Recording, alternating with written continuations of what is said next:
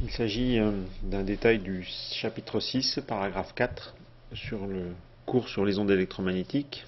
Donc, nous allons étudier ici la propagation des ondes électromagnétiques planes monochromatiques dans les plasmas. Pour ça, nous allons commencer à donner des propriétés générales pour ces ondes dans la matière homogène isotrope. Ensuite, nous étudierons un modèle de plasma, et puis nous regarderons ce que donne la combinaison de ce modèle avec les propriétés générales de propagation des ondes dans la matière.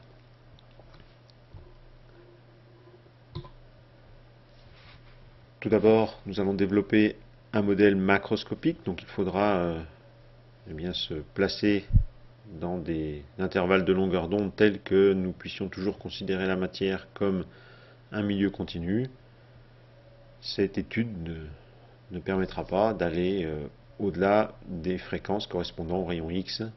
On va se fixer une limite de l'ordre de quelques angstroms, dizaines d'angstroms, le nanomètre, pour cette étude. Les équations de Maxwell, bien sûr, nous seront indispensables. Équations de Maxwell dans la matière, donc nous aurons une densité volumique de charge à définir et une densité volumique de courant qui interviendront dans les équations de Maxwell.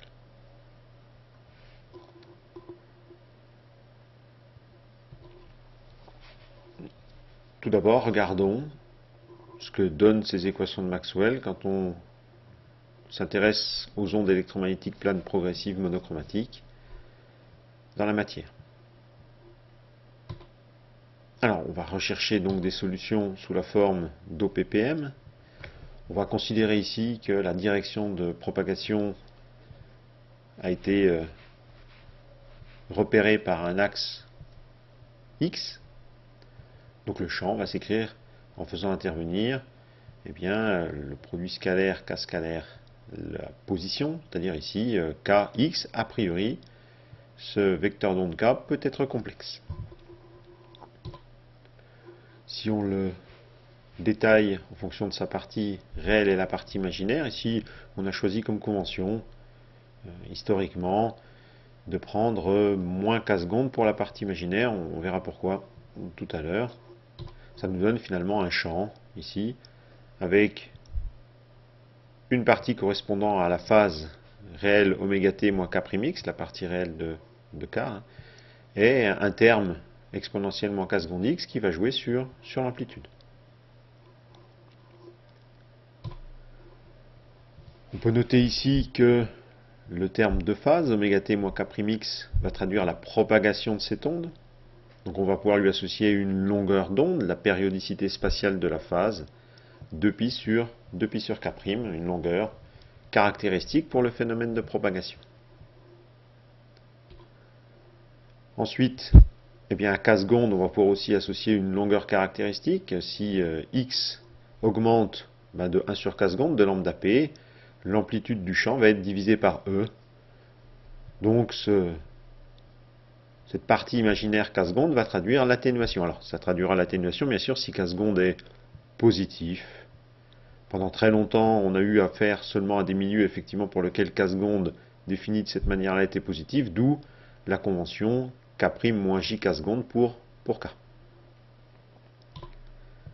Si K secondes est négatif, on aura donc une amplification de l'onde par le milieu. Il s'agit de milieux qui vont apporter de l'énergie à l'onde électromagnétique, on appelle ça des milieux actifs. Par exemple, l'intérieur d'une cavité laser, on peut citer aussi des fibres optiques dopées qui permettent d'amplifier l'onde électromagnétique. En général, pour les fibres optiques, pour contrer l'atténuation dans les autres parties de la fibre.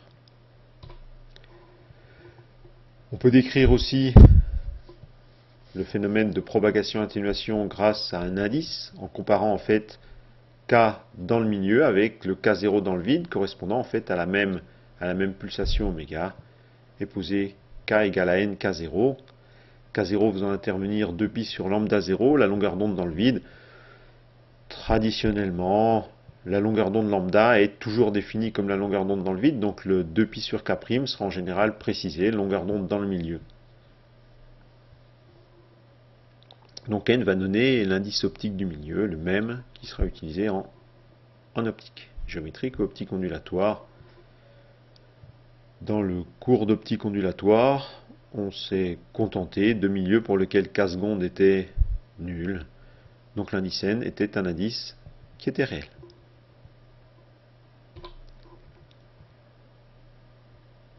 Alors si on étudie de plus près la propagation, en décomposant ici cet indice K, eh bien on va trouver plusieurs types de solutions possibles. Si K' est nul, eh bien on n'aura pas de terme de propagation dans la phase. Donc pas de propagation pour l'onde électromagnétique. La résolution des équations de Maxwell comme dans le vide va entraîner des relations de dispersion qui font intervenir le carré du vecteur d'onde, K carré. On s'aperçoit que si K' est nul, et bien ici K carré sera un réel négatif. Donc on peut conclure directement, si K carré est un réel négatif, il n'y a pas de propagation possible. Sinon, eh bien, K' existe, la propagation peut se faire. Si K' est positif, propagation dans le sens des x croissants, K' négatif dans le sens des x décroissants. On peut étudier le cas plus ou moins symétrique où K seconde est nul. Si K seconde est nul, eh bien, il n'aura pas d'atténuation, l'amplitude du champ sera toujours identique. Ça entraîne à ce moment-là que K carré est cette fois-ci un réel positif. Dans ce cas-là, on dira qu'il n'y a pas d'atténuation. Donc bien sûr, on peut avoir une propagation sans atténuation. K' n'est pas nul et K seconde est nul. C'était le cas du vide en particulier. On peut traiter des cas un peu moins brutaux. Si K seconde n'est pas nul mais suffisamment petit devant K', ça veut dire que la longueur d'onde dans le milieu sera suffisamment petite devant la longueur de propagation. On qualifiera à ce moment-là la propagation de propagation peu atténuée.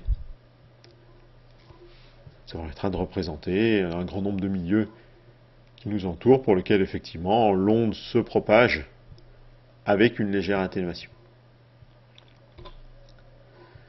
Si K' est de l'ordre de K secondes, à ce moment-là, la propagation se fera, mais sur des distances assez courtes. Alors, on qualifie souvent l'onde d'évanescente. Bon, pour certains, l'onde évanescente n'est envisageable seulement si K' est nul et que K secondes est fini. On peut inclure globalement les cas où K' n'est pas suffisamment grande devant K secondes dans ces ondes évanescentes. On va se retrouver avec, si on a K' égale à K secondes, K carré qui est un imaginaire. Si K' est pas très grand devant K secondes, on va se retrouver de toute façon avec un K carré qui est loin de l'axe des réels positifs, c'est-à-dire imaginaire, ou même avec ici une partie réelle négative. Donc l'onde évanescente signifie tout simplement que le champ électromagnétique existe dans le milieu, mais il existe sur des distances qui restent faibles devant une longueur d'onde associée à K'. Donc K' nul, on aura une onde évanescente dans tous les cas de figure, puisqu'effectivement la longueur d'onde dans le milieu tendra vers l'infini. On peut aussi s'intéresser au cas où le produit K' K seconde est négatif. Ça signifiera à ce moment-là qu'on a une onde amplifiée, et si K' est positif, K seconde sera négatif, et on a effectivement, dans la direction de propagation, et dans le sens de propagation, une augmentation de l'amplitude du champ.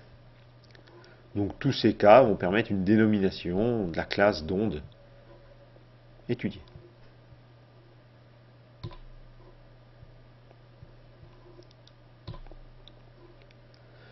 Regardons ce que donnent les équations de Maxwell pour les OPPM. On a une onde plane progressive monochromatique, donc on va pouvoir exprimer en particulier la divergence du champ E sous la forme moins JK scalaire E. Donc l'équation de Maxwell-Gauss ici va s'écrire sous la forme d'un produit scalaire entre le vecteur d'onde et le champ électrique.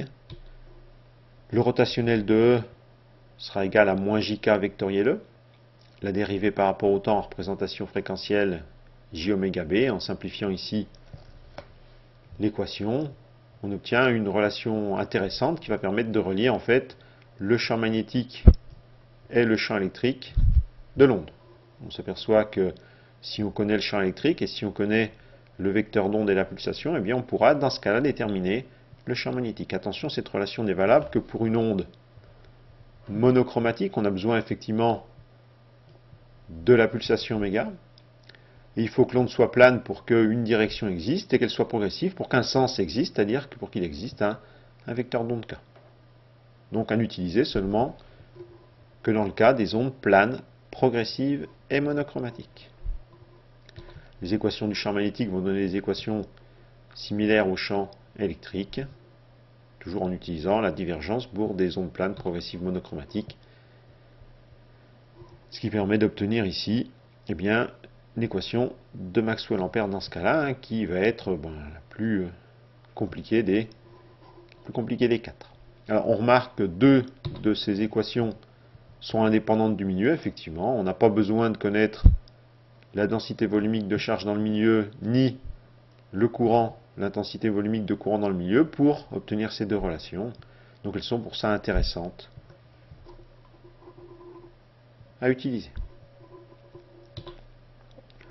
On rappelle l'expression du rotationnel, du double rotationnel pour les ondes planes progressives monochromatiques. On voit bien apparaître ici le produit scalaire K scalaire E qui est relié à la divergence et le K carré qui est relié ici au Laplacien, le moins JK carré. On peut aussi obtenir des équations d'onde sans utiliser la représentation fréquentielle en résolvant tout simplement les équations de Maxwell de manière position-temps. Ici, eh bien, le double rotationnel de E va permettre d'obtenir gradient de divergence, donc gradient de ρ sur epsilon 0 ou sur epsilon de manière générale. On peut obtenir aussi, avec le double rotationnel de B, l'équation d'onde correspondant à B. On remarque que si on se place dans le vide on aura J nul et ρ nul, on retombe effectivement sur l'équation d'onde dans le vide. Et ici, avec J nul, on retombe sur l'équation d'onde dans le vide. Il est toujours intéressant, quand on établit ces équations, de regarder la pertinence des résultats, c'est-à-dire le cas limite correspondant au vide, pour voir si, par exemple, une erreur de signe n'a pas été commise.